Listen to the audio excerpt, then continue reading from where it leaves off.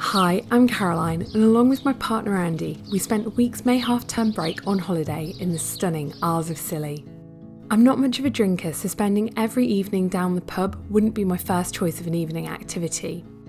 Across the week, we found a handful of really cool things to keep us occupied in the evenings, and in this video, I'll share these with you.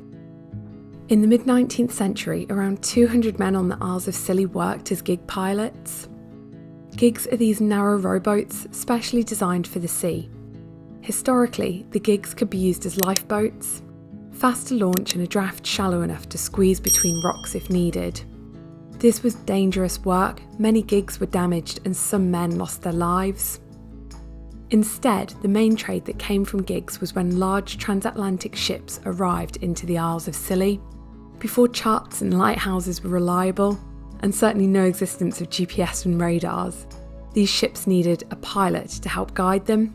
And how did they call for a pilot? The large ships would signal with a flag, and the gigs would race out to the ship. The first gig to arrive would get the job, and thus get the payment. It would be enough to feed their families for months. Not long after World War II, pilot gigs became obsolete, but the heritage in Scilly still lives on. Women race on Wednesday evenings, whilst the men race on Fridays. We took to the waters with the Boatmen's Association to watch the women's race, and it was a gorgeous evening for it. I was amazed at the women who rowed as far as they had done just to get to the start line, but to then race seemed crazy and admirable as a person who is not great with an oar. The perfect unison of the oars movement, the counting and the clacking against the water was mesmerising. Every now and again broken by the cheers from spectators on boats all around. Slippen and Czar, two of the three boats that you can see racing, were built in 1830 and 1879 respectively. Slippen belongs to St Mary's, and whilst the Czar was originally built to beat the Golden Eagle on Briar, she now lives on Tresco as Tresco and Briar Rowing Club is combined. Dolphin was constructed later in 1969 and is a St Martin's gig. More boats raced in this event, but due to a strong current, the others are off in the distance, so as not to be disadvantaged by forces working against them. On this evening, the race finished at St Martin's Lower Town and lots of spectators were gathered on the beach close to the finish line to cheer them on.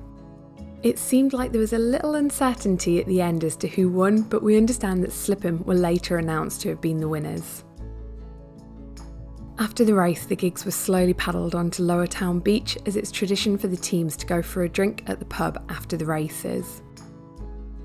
Watching the gig racing was fun and a unique experience, and if you're planning a trip to the Isles of Scilly, it's an activity that I would highly recommend that you go along for.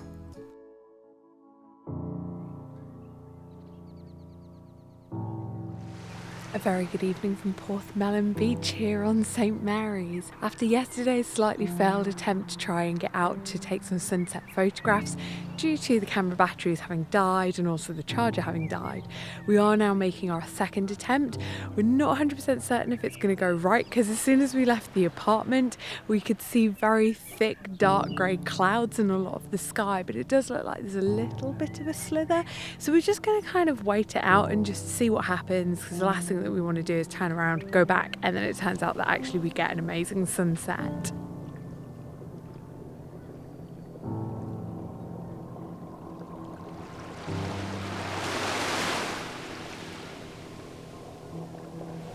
Andy has a habit of liking to go out and do his photography either first thing in the morning or last thing at night, because he always says that the light is at its best. Now, of course, I've been wandering around today in little board shorts, tank top in the afternoon, and yet this evening it's freezing. I've got 3 layers on up top and just a pair of trousers, and I think because we're not also walking, so we haven't got the blood pumping and we're just sort of standing around taking some photographs, I'm getting so cold. But you can't take away from the fact that this is gorgeous. Good conditions. Yeah? Is that because it's cold? Yeah. So cold makes for good conditions. There's no good photos without suffering, I've been told. According, That's a complete lie. according to who? No one. Me. Do you feel like you've potentially got any good ones? I'll find out when we look at the big screen. You always say this. Yeah, because it's so true.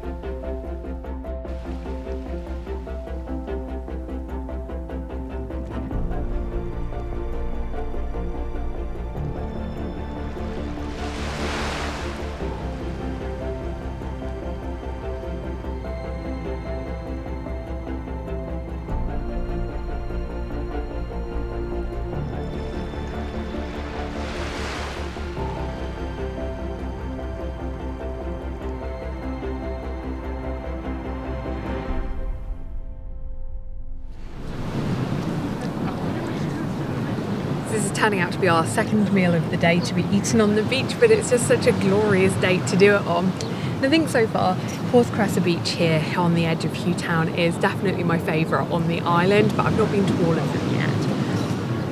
I know it seems a bit more fitting to do fish and chips on the beach, but we did do that on the very first night when we arrived, as there is a fish and chip shop then right next door to the Thai one. But we pre-ordered some Thai today. I think something had gone a little bit wrong with the pre-ordering of it, but they were great and they sorted us out with ours in a matter of minutes. We barely had to wait at all.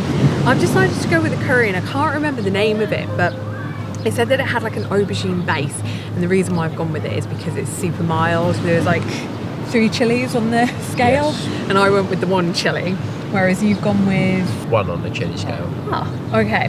So we've both gone with quite mild Thai food. Oh, and the other thing that I thought was quite clever is I think they understand that a lot of people are doing this as takeaway on holiday, perhaps when they're like staying in hotels and B&Bs, and so they're not filling their curry pots to the absolute brim, so that you can then add rice to it. And I think these are a little bit bigger than the curry pots that I'm used to having from takeaways at home. So they've thought this one through. They know how to keep their customers happy.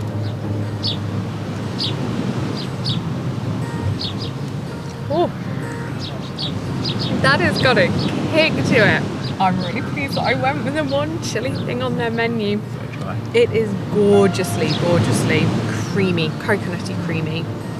And it's super sweet as well. I suppose it's probably the coconut sauce. And there's like peas in here, and there's peppers, courgettes, chicken, yellow pepper, orange pepper, red pepper, obviously the rice that I've added in.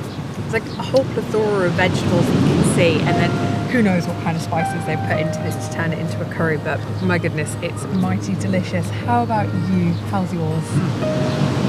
It's really nice. I guess not necessarily the most authentic of my curries, definitely delicious.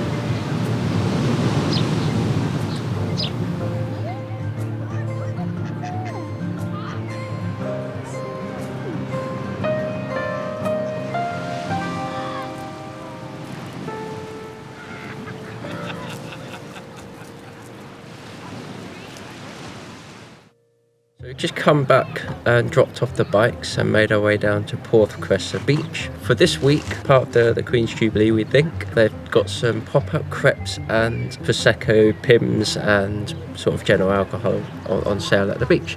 So I picked up a Pimms, which what I think is quite a British drink. It's not a particularly strong drink, but it's very much associated with summer. Typically it comes with a lot of summer fruit in it, so you get a bit of mint and orange and strawberries. It's basically a little bit of alcohol with lemonade, and it's quite refreshing, especially on a day like this.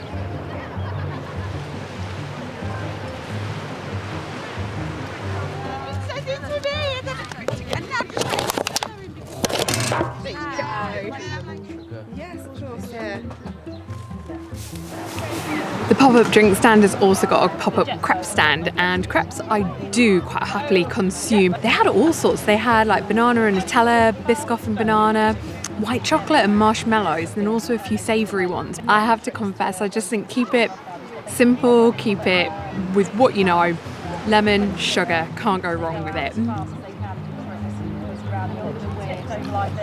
Oh yeah, good choice. It's delicious.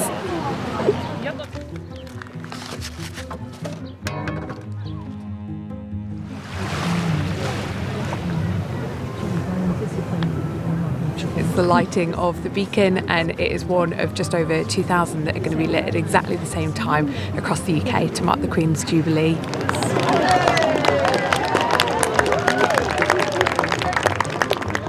I hope you found this video helpful.